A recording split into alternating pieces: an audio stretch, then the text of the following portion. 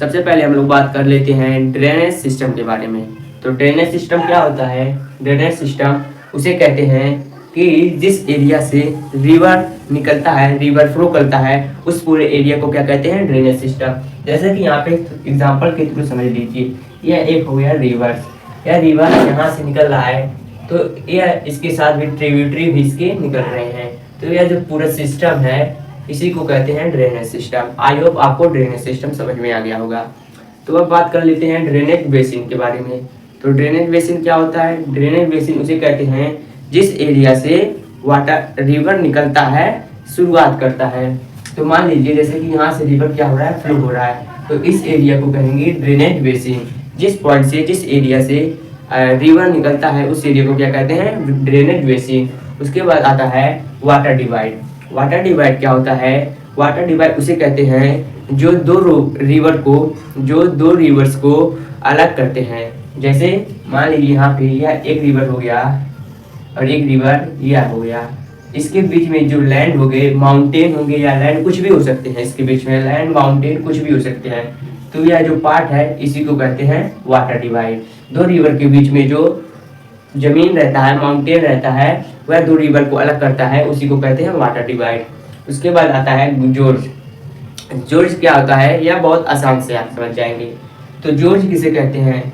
George जब कोई river flow करता है, मान लीजिए जब कोई रिवर फ्लो करता है और उसके आगे कोई माउंटेन उनपिन आ जाते हैं या कोई हार्ड सॉलिड आ जाता है, हार्ड रॉक्स आ जाते हैं, तो क्या होता है कि रिवर जो है इसे काटने लगते हैं।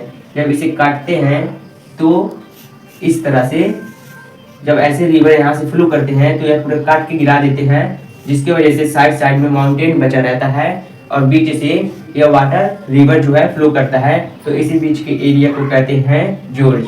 आई होप आपको यह समझ में आ गया होगा जोर्ज किसे कहते हैं। तो अब इसके बाद हम लोग जान लेते हैं इंडिया के ड्रेनेज सिस्टम के बारे में। तो इंडिया में मेनली दो टाइप के ड्रेनेज सिस्टम है। पहला है हिमालयन रिवर और दूसरा है पेनिनसुलर रिवर। हिमालयन रिवर पहला है और दूसरा है पेनिनसुलर रिवर। तो हिमालयन रिवर में क्या होता है कि जो हिमालयन रिवर है यह होता है पेरेनियल होता है। हिमालयन रिवर पेरेनियल होता है, इसका मतलब कि हिमालय रिवर जो होता है वह कभी सूखते नहीं है।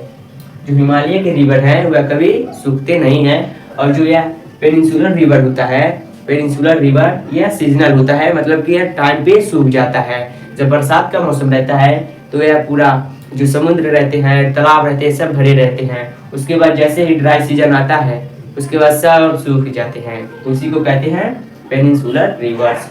तो सबसे पहले बात कर लेते हैं हिमालयन रिवर के बारे में। तो हिमालयन रिवर जो है इसमें तीन तरह के रिवर निकलते हैं हिमालय से। तो जो पहला निकलता है उसे कहते हैं इंडस, और सेकंड है ब्रह्मपुत्र और थर्ड है गंगा। तो इंडस रिवर के बारे में चलिए जानते हैं। तो इंडस रिवर जो है यह तिब्बत से निकलता है। इंडस रिवर यहाँ पे मैप में देखिए, यह इंडस रिवर है। इंडस रिवर यहाँ तिब्बत से निकलता है। चाइना का कैपिटल तिब्बत से निकलता है। और इसका जो टोटल लेंथ है, इंडस रिवर का जो टोटल लेंथ है यह है 2900 किलोमीटर का। उसके बाद आता है ब्रह्मपुत्र। ब्रह्मपुत्र जो है वह अभी तिब्बत से ही निकलता है, मानसरोवर लेक के नजदीकी से। यहाँ से यह मानसरोवर लेक से नजदीक से निकलते हुए आके बे ऑफ बंगाल में मिल जाता है। उसके बाद आता है गंगा। तो गंगा जो है यह यहाँ से निकलता है, गंगोत्री ग्लेशियर से निकलता है और यहाँ आके बे ऑफ बंगाल में मिल जाता है। तो चलिए जान लेते हैं गंगा की कुछ ट्रिब्यूटरीज के बारे में। तो गंगा के पहला ट्रिब्यूटरीज है यमुना, घाघरा, गंडक, कोसी। यह जो चारों है यह गंगा के ट्रिब्यूटरीज है। एक बार फिर से सुन लीजिए, गंगा, घाघरा, गंडक, कोसी, यह सब क्या है?